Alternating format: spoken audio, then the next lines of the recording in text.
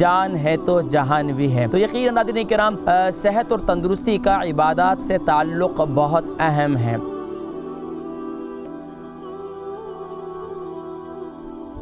معزز ناظرین کرام، حضور اکرم صلی اللہ علیہ وآلہ وسلم کی پیاری تعلیمات، سبحان اللہ، اس میں صحت بھی ہے، تندرستی بھی ہے، اور سبحان اللہ جان ہے تو جہان بھی ہے۔ تو یقیناً ناظرین کرام صحت اور تندرستی کا عبادات سے تعلق بہت اہم ہے۔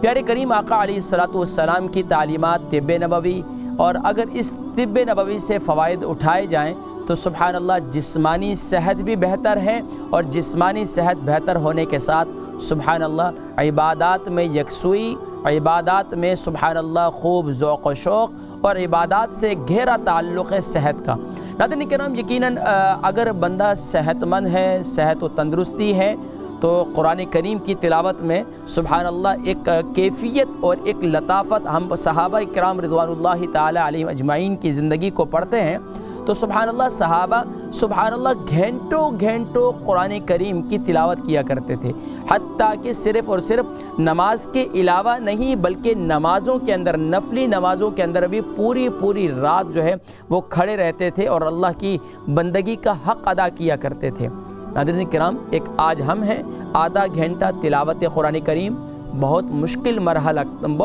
مرحلہ لگتا ہے۔ آج یقیناً ایک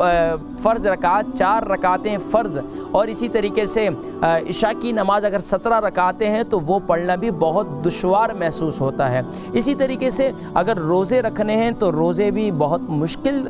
سے رکھ سکتے ہیں یا رکھنے پڑتے ہیں۔ تو یقیناً ناظرین کرام صحت صحیح نہیں ہے، اور صحت کیوں صحیح نہیں ہے کہ صحت کے لیے ہم خاص طور پر حفظان صحت کے جو اصول ہیں ہم اس پر عمل نہیں کرتے، اور خاص طور پر اگر ہم نبوی زندگی کو دیکھیں، نبی صلی اللہ علیہ وسلم کی تعلیمات کو دیکھیں تو سبحان اللہ صحابہ رضوان اللہ تعالی علیہم اجمعین نبوی زندگی کو فالو کرتے تھے تو صحت بھی اچھی تھی، اور عبادات میں سبحان اللہ چاق و چوبند بھی تھے، اور عبادات کے اندر خوب ماشاءاللہ لذت بھی انہیں حاصل ہوتی تھی۔ یہاں تک کہ صحابہ رضوان اللہ تعالی علیہم اجمعین کے بارے میں ہے کہ سبحان اللہ کہ جب وہ نماز کے لیے کھڑے ہوتے، سیدنا علی المرتضیٰ شیر خدا رضی اللہ تعالیٰ عنہ کے بارے میں بھی ہے، فرمایا کہ جب میں نماز کی حالت میں ہوں تو تیر جو انہیں چبھ گیا تھا،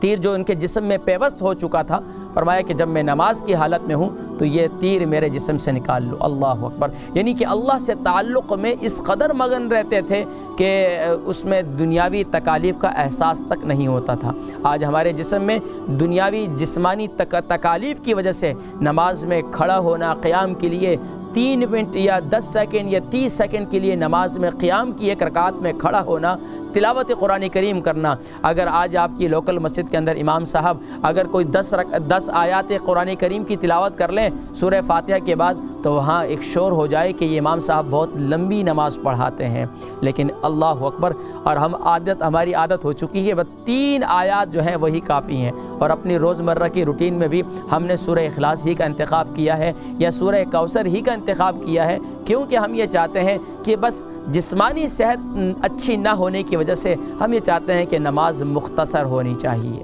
ناظرین کرام، اب اس کے لیے جسمانی صحت کو بہتر رکھنے کے لیے خاص طور پر جوانوں کو بھی حفظان صحت کے اصولوں پر عمل کرنا چاہیے، اور اسی طریقے سے خاص طور پر جو دیکھیں انڈر 40 ہیں ان کو تو لازمی طور پر UK یورپ کے اندر رہنے والے 35 جب ہو جاتے ہیں، 35 کے سے ابو ہو جاتے ہیں تو مختلف قسم کی بیماریاں انہیں مختلف قسم کی بیماریاں ان کا جسم جو ہے وہ اس کی نشو و نما کرتا ہے، اور مختلف قسم کی بیماریاں سامنے آنا شروع ہو جاتی ہیں۔ اب آپ دیکھ لیجئے، کب سنا تھا کہ ایک 6 سال کے بچے کو بھی شوگر کا مرض ہوگا؟ کب سنا تھا کہ 6 سال کے بچے کا بھی دل کا آپریشن ہوگا؟ کب سنا تھا کہ 6 سال کا ایک بچہ یا بچی ہے اس کو مائیگرین ہوگا؟ یہ سب کیوں ہے؟ کیونکہ ہم نے حفظان صحت کے اصولوں پر عمل نہیں کیا۔ حالانکہ اصول تو یہ ہے کہ سبحان اللہ پیارے کریم آقا علیہ السلام کی تعلیمات میں یہ ملتا ہے کہ مغرب کی نماز ادا کرو، اور مغرب کی نماز کے بعد سبحان اللہ اب کوشش یہ کریں کہ سبحان اللہ اب جتنا جلدی ہو سکے عشاء کی نماز ادا کریں، اور عشاء کی نماز کے بعد جو ہے پھر اپنے بیڈ ٹائم ہو جائے، اور جو وقت سے یعنی کہ مغرب کی نماز سے پہلے کھانا کھاتے ہیں اور مغرب کی نماز کے بعد اپنا معمول، اپنے وظائف، اپنے معمولات کرتے ہیں اور اس کے بعد وقت سے بیڈ پر چلے جاتے ہیں، تو سبحان اللہ وہ رات کو تہجد کے لیے بھی اٹھتے ہیں۔ بہت سے ایسے بزرگ آج بھی میرے معاشرے کے اندر ہیں جو ماشاءاللہ آج ہمارے گھروں کی رونق ہے۔ کتنے بزرگوں، کتنے خاندانوں میں، کتنے آپ کے بہت سے خاندانوں میں یا آپ کے گھروں میں ایسے بزرگ موجود ہوں گے جو رات کے پہر تہجد کا اہتمام کرتے ہیں۔ کیوں؟ کہ ماشاءاللہ وہ ارلی سوتے ہیں۔ جب وہ ارلی سوتے ہیں اور ماشاءاللہ جو سب سے پہلی یعنی کہ ارلی نائٹ کی جو نیند ہے یہ آپ کو چاق و چوبند رکھتی ہے، اور آپ کو رات کے پہر، اور آقا علیہ الصلوۃ والسلام نے ارشاد فرمایا کہ دن میں قیلولہ کرو، دن میں قیلولہ کرو، رات میں تہجد میں اٹھنے میں آسانی ہے۔ اسی طریقے سے صبح کے وقت میں جلدی اٹھو، صبح کے وقت میں برکت ہے۔ اسی طریقے سے فرمایا کہ جب تمہیں بھوک لگے تو کھاؤ، اور جب تمہارا دل نہ جب بھوک ہے کھاؤ، تو کھانے کے بعد اپنی بھوک چھوڑ کر کھانے کو چھوڑ دو۔